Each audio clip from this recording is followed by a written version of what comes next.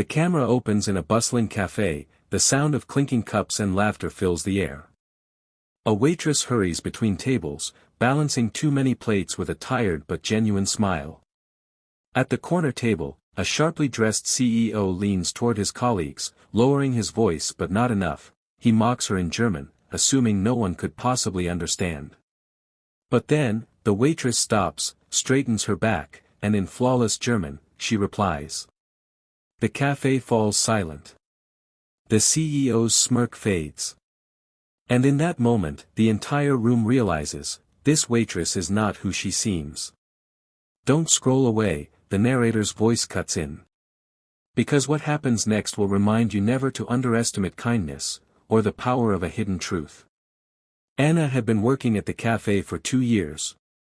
To most customers, she was just another waitress, quick with a smile, polite, always ready to refill a coffee cup. But beneath her apron, Anna carried a story no one in this small town knew. She was once a linguistics scholar in Germany, fluent in 6 languages, with dreams of becoming a professor. But life had collapsed when her mother fell gravely ill. She left her studies, moved countries, and took the cafe job to pay for hospital bills. Every night, she collapsed into bed, exhausted, whispering to herself, "One day, Mama will recover, and I will return." The CEO, Richard Weber, was new in town. Known for arrogance and pride, he believed money and power gave him superiority over everyone else. When his company began scouting the cafe as a potential partnership spot, he visited with his board. That's when he noticed Anna. Pathetic, he muttered in German, loud enough for his colleagues. She's clumsy. Probably uneducated. Look at her, serving tables like she has no future. His friends laughed. But then, Anna froze.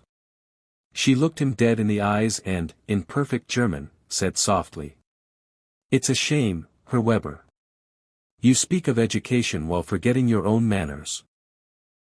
A true leader doesn't mock those who work honestly. The table fell into silence. His colleagues looked uncomfortable. Richard blinked, as if struck. And for the first time in years, Anna felt her voice wasn't just carrying plates, it was carrying power. Richard tried to brush it off, but his pride was wounded. So, you speak German. Impressive for a waitress, he sneered. Anna didn't falter. I studied at the University of Heidelberg. My thesis was on the psychology of language and respect in communication. Her voice was calm, strong, piercing.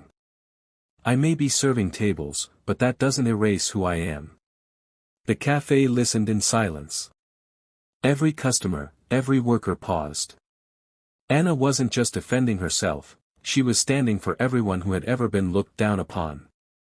Richard's colleagues exchanged looks.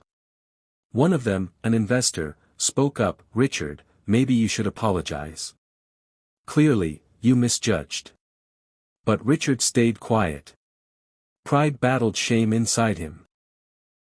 He left the cafe abruptly, leaving behind silence and whispers. That night, Anna cried in the back room, not from pain, but release. For years she had hidden her brilliance, believing her sacrifices made her invisible. But today, she remembered, dignity cannot be erased.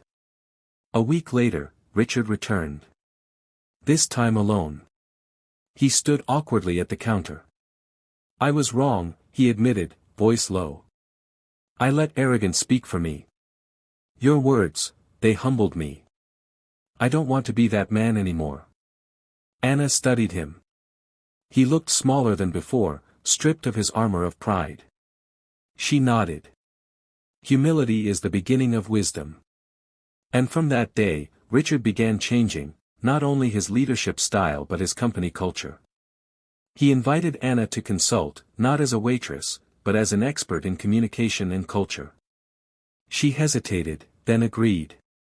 Slowly, her life shifted. Her mother's health improved with better care, and Anna returned to her academic dreams, but this time stronger, braver, wiser. The final scene fades in. Anna walking into a university lecture hall, not with trays but with books in her arms. Richard sits quietly in the back row, listening as she lectures on the power of language and respect. The narrator's voice returns. She was mocked in a language they thought she couldn't understand. But her reply didn't just silence a CEO, it transformed him. Never underestimate the strength of those you look down upon. Because sometimes, the quietest voices carry the loudest truths. The screen fades to black with one last line. Respect is a language everyone understands.